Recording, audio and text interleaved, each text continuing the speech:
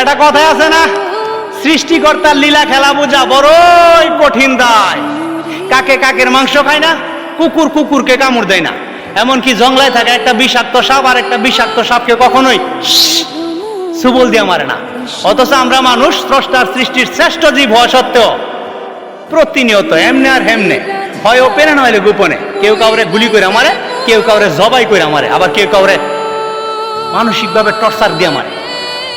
আমারও একজনে মারতেছে মানসিকভাবে টর্চারিং করে। একটা সুস্থ স্বাভাবিক মানুষ মরে একবার, আর আমার মতো যারা মানসিকভাবে কষ্ট পাইতেছে প্রতিনিয়ত, এরা মরে ক্ষণে ক্ষণে দমে দমে দিনে কয়েকশো বার। আমার মনে হয় আত্মহত্যা যদি মহাপাপ না হইতো, তাহলে আমার মতো মানসিক রোগীগুলি আত্মহত্যাটারে খুব সুন্দরভাবে বরণ করত।